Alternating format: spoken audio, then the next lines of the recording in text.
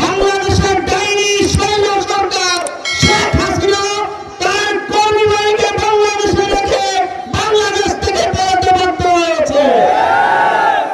আজকের পত্রিকার হেডলাইন হচ্ছে ভারত তাকে সেখানে রাখতে রাজি হচ্ছে না, বাংলাদেশ সরকার চাওয়ার সাথে সাথে বাংলাদেশের টাকা ফেরত দিবে। প্রিয় বন্ধুরা, যে ট্রাইব্যুনাল গঠন করে বাংলাদেশের পিলখানায় সেনাবাহিনীদেরকে হত্যার বিচার করা হবে, ট্রাইব্যুনাল গঠন করে বাংলাদেশের শাপলা চত্বরে হত্যার বিচার করা হবে, ট্রাইব্যুনাল গঠন করে দেশের আগস্টের শাহাদাতের শহীদদের বিচার করা হবে। বাংলাদেশ থেকে পালাতে দেওয়া হবে না, হবে না। বিসমিল্লাহির রহমানির রহিম। শহীদ কাফেলা বাংলাদেশ জামাত ইসলামের মতলব দক্ষিণ উপজেলার উপাধীর পত্রিকায় আজকের ঐতিহাসিক কর্মী সম্মেলনে সম্মানিত সভাপতি, অত্র ইউনিয়নের সম্মানিত সভাপতি জননেতা আব্দুল্লাহ মামুন আজকের এই প্রোগ্রামে উপস্থিত আছেন।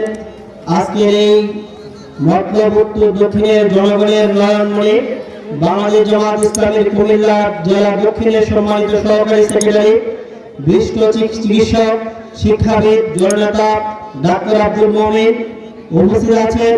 মতলব দক্ষিণ উপজেলা সম্মানিত আমির জননেতা আব্দুর রশিদ পাটোয়ারি উপস্থিত আছেন। মতলব উত্তর উপজেলা সম্মানিত আমির অধ্যাপক দেওয়ান আবুল বাশার সহ অত্র উপজেলার বিভিন্ন পর্যায়ের নেতৃবৃন্দ, সম্মানিত কর্মী ভাইয়েরা, সম্মানিত সাংবাদিক বন্ধুগণ, সম্মানিত তৌহিদি মুসলিম জনতা, আসসালামু আলাইকুম ওয়া রাহমাতুল্লাহি ওয়া বারাকাতুহু। সম্মানিত উপস্থিতি, আজকের এই বিশেষ দিনটির জন্য আমাদেরকে 15 বছর অপেক্ষা করতে হয়েছে।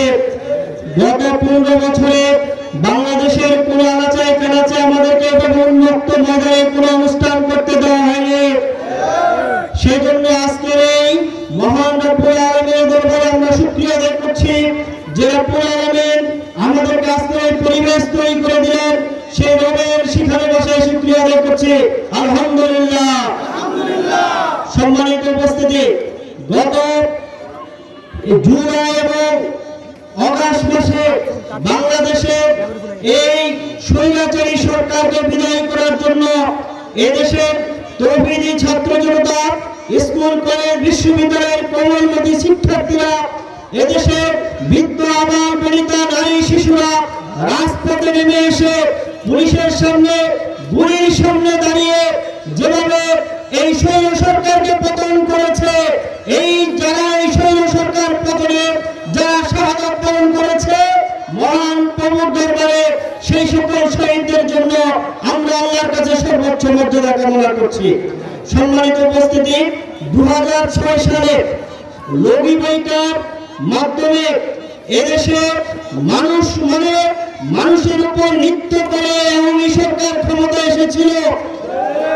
এই 2008 সালে নির্বাচনে ক্ষমতা এসে গত 15 বছর তারা দেশের 16 কোটি মানুষকে জেলখানায় আবদ্ধ করে রেখেছে। এই 2008 সালে ক্ষমতায় এসে সর্বপ্রথম তারা পিলখানায় বাংলাদেশের সেনাবাহিনীর 57 জন সেনা অফিসারকে মেরে দেশের সেনাবাহিনীকে পঙ্গু করে দিয়েছে। প্রিয় বন্ধুরা, সেদিন বিলিয়ারকে তারা ধ্বংস করে বাংলাদেশের বর্ডারকে ভারতের জন্য উন্মুক্ত করে দিয়েছে। তারা 2013 সালে শাপলা চত্বরে হেফাজতের হাজার হাজার নিরীহকে হত্যা করে শাপলা চত্বর রক্তাক্ত করেছে। এভাবে বাংলাদেশের প্রত্যেকটি এলাকায় করেছে। গত 15 বছরে শেখ হাসিনা এবং তার দোসররা এই বাংলাদেশকে একটি নরকে পরিণত করেছে। সম্মানিত প্রিয় উপস্থিতি, 2010 সালে চিরুনি অভিযান নামে আমাদের নেতৃবৃন্দকে গ্রেপ্তার করে বাংলাদেশের সোনার মানুষগুলো, কোরআনের জীবন্ত মানুষগুলোকে তারা ফাঁসির কাস্টে ঝুলিয়েছে। তথাকথিত ট্রাইব্যুনাল গঠন করে আমাদের যে নিষ্পাপ নির্দোষ নেতৃবৃন্দকে ফাঁসির কাস্টে ঝুলিয়েছে, নেতা কর্মীকে তার জেলখানায় আবদ্ধ করেছে, হাজার হাজার নেতা কর্মীর ঘর বাড়ি বুলডোজারকে উড়িয়ে দিয়েছে। সম্মানিত উপস্থিতি, বাংলাদেশের ইতিহাস বলে আজ থেকে 850 বছর আগে বাংলাদেশের রাজা লক্ষণ সেন এরকম বাংলাদেশ থেকে পলায়ন করেছিলেন। আর 850 বছর পর বাংলাদেশের ডাইনি শৈল সরকার শেখ হাসিনা তার কর্মী বাহিনীকে বাংলাদেশে রেখে বাংলাদেশ থেকে পালাতে বাধ্য হয়েছে। আজকের পত্রিকার হেডলাইন হচ্ছে ভারত তাকে সেখানে রাখতে রাজি হচ্ছে না, বাংলাদেশ সরকার চাওয়ার সাথে সাথে বাংলাদেশের টাকা ফেরত দিবে। প্রিয় বন্ধুরা, যে ট্রাইব্যুনাল গঠন করে বাংলাদেশের পিলখানায় সেনাবাহিনীদেরকে হত্যার বিচার করা হবে, ট্রাইব্যুনাল গঠন করে বাংলাদেশের শাপলা চত্বরে হত্যার বিচার করা হবে, ট্রাইব্যুনাল গঠন করে দেশের আগস্টের শাহাদাতের শহীদদের বিচার করা হবে। বাংলাদেশ থেকে পালাতে দেওয়া হবে না, হবে না।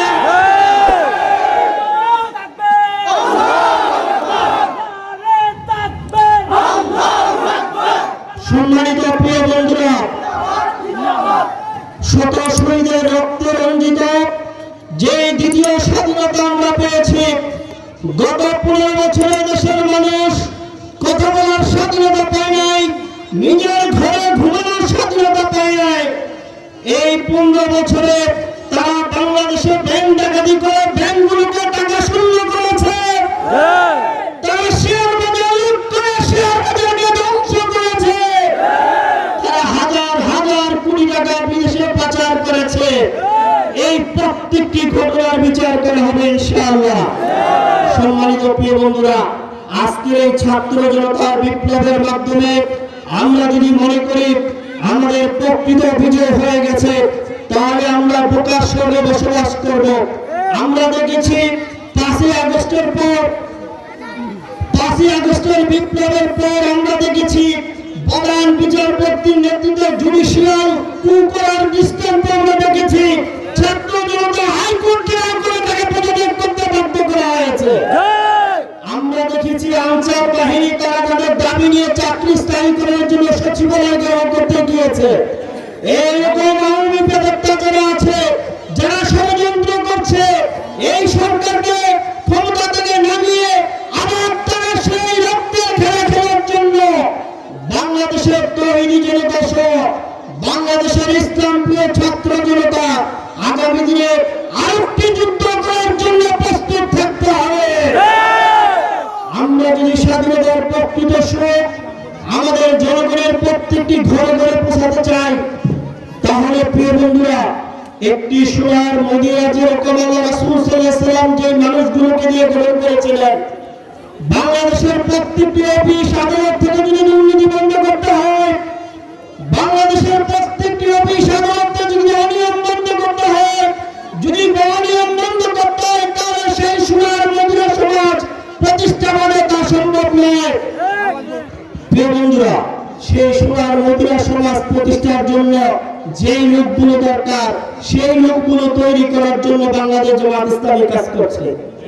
আজকে বাংলাদেশ জামাত ইসলামের 2001 থেকে 2006 সাল পর্যন্ত এই 5 বছর বাংলাদেশ জামাত ইসলামের 2 জন মন্ত্রী 3টা মন্ত্রণালয় পরিচালনা করেছেন। বাংলাদেশের গত 30 বছরে বাংলাদেশের 37 জন জামাত ইসলামী এমপি ছিলেন। গত 15 বছরে আওয়ামী সরকার আমাদের এই 2 মন্ত্রী 37 এমপি মন্ত্রণালয়গুলো তন্ন তন্ন খোঁজ করে তারা 1 টাকা দুর্নীতি প্রমাণ করতে পারেনি। আর আমরা কি দেখেছি? প্রধানমন্ত্রী কার্যালয়ের পিয়ন 400 কোটি টাকার মালিক। প্রিয় বন্ধুরা, আমরা দেখেছি তাদের যে পাতিলতা রয়ের পাতিলতা যাকে দেওয়া হয়েছে সে হাজার হাজার কোটি টাকার মালিক। আজকে আমার এই প্রিয় বাংলাদেশকে যদি এই দুর্নীতি মুক্ত করতে হয়, এই সন্ত্রাস মুক্ত করতে হয়, অপশক্তি থেকে যদি এদেশের মানুষকে মুক্ত করতে হয়, ক্ষমতার লোক বদল দিয়ে শুনো এদেশের মানুষের ঘরে ঘরে শান্তি পৌঁছানো যাবে না। সেজন্য দরকার হচ্ছে উমরের মতো শাসক, সেজন্য দরকার হচ্ছে আবু বকরের মতো শাসক, সেজন্য দরকার হচ্ছে আলী ওসমানের মতো শাসক। আমরা সেই শাসন ব্যবস্থা উপহার জন্য বাংলাদেশ জামায়াত ইসলামীর কর্মীরা কাজ করে যাবে। এদেশে প্রত্যেকটি মানুষের ঘরে ঘরে আমরা শান্তি বার্তা পৌঁছে দিতে চাই। আমরা কোনো দুর্নীতি করতে চাই না, আমরা মানুষের ন্যায্য অধিকারটুকু ফিরিয়ে দিতে চাই।